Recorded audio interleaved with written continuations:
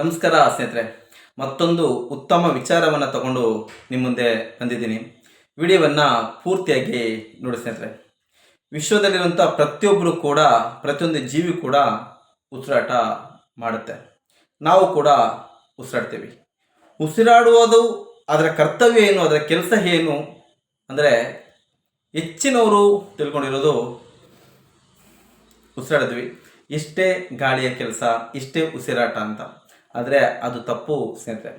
ಗಾಳಿಯ ಕೆಲಸ ಇಷ್ಟು, ಆ ಉಸಿರಾಟ ನಮ್ಮ ದೇಹದ ಒಳಗೆ ಹೋಗಿ ಯಾವ ರೀತಿ ಅದು ಕೆಲಸ ಮಾಡುತ್ತೆ ಅನ್ನೋದ್ರ ಬಗ್ಗೆ ಸಂಪೂರ್ಣ ಮಾಹಿತಿಯನ್ನು ತಿಳಿಸ್ಕೊಡ್ತೀನಿ. ಈ ವಿಡಿಯೋವನ್ನು ಪೂರ್ತಿಯಾಗಿ ನೋಡಿ ಸ್ನೇಹಿತರೆ. ಮೊದಲನೇದಾಗಿ, ಉತ್ತಮವಾದಂಥ ಗಾಳಿಯನ್ನು ನಾವು ಉಸಿರಾಡ್ತೀವಿ.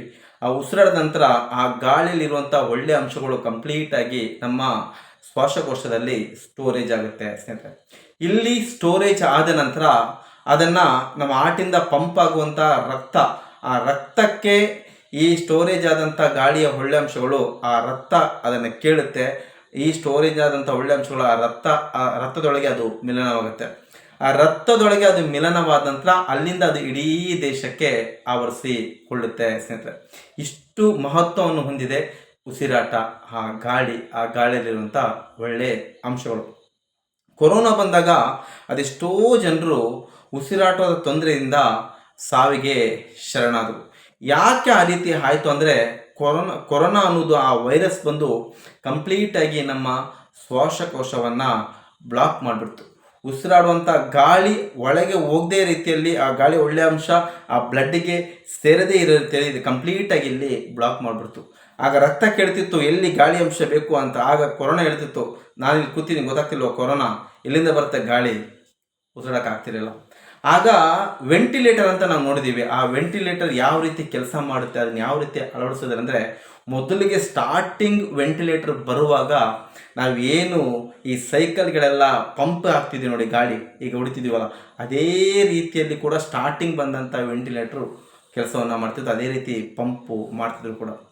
ಮತ್ತೆ ತಂತ್ರಜ್ಞಾನಗಳು ಮುಂದುವರೆದಾಗಿ ಅದು ಆಟೋಮೆಟಿಕ್ ಆಗಿ ಪಂಪ್ ಮಾಡುವ ರೀತಿಯಲ್ಲಿ ಅದನ್ನು ಡಿಸೈನ್ ಮಾಡಿದ್ರು. ಆ ವೆಂಟಿಲೇಟರ್ನ ಆ ಪೈಪನ್ನು ಇಲ್ಲಿಂದ ಒಳಗಾಗ್ತಾರೆ. ಒಳಗಾಗಿ ಕಂಪ್ಲೀಟಾಗಿ ಶ್ವಾಸಕೋಶಕ್ಕಿಂತ ಒಳಗೆ ಇಲ್ಲಿವರೆಗೂ ಬರುತ್ತೆ. ಸೊ ಇಲ್ಲಿವರೆಗೂ ಆ ಗಾಳಿ ತಗೊಂಡು ಕೊಡುತ್ತೆ. ಅಲ್ಲಿಂದ ಆ ಗಾಳಿಯ ಒಳ್ಳೆ ಅಂಶಗಳು ಬ್ಲಡ್ಡಲ್ಲಿ ಮಿಲನವಾಗಿ ಅದು ಇಡೀ ದೇಹವನ್ನು ಆವರಿಸ್ಕೊಡುತ್ತೆ.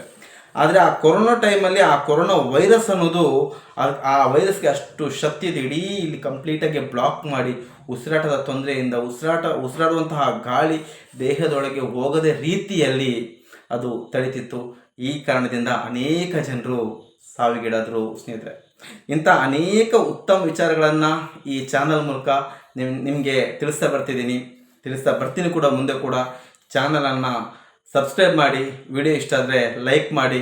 4 ಜನಕ್ಕೆ ಈ ವಿಷಯ ಗೊತ್ತಾಗಲಿ ಅನ್ನೋ ಒಂದು ಭಾವನೆ ನಿಮ್ಮಲ್ಲೂ ಇದ್ದರೆ ಈ ವಿಡಿಯೋವನ್ನು ಶೇರ್ ಮಾಡಿ.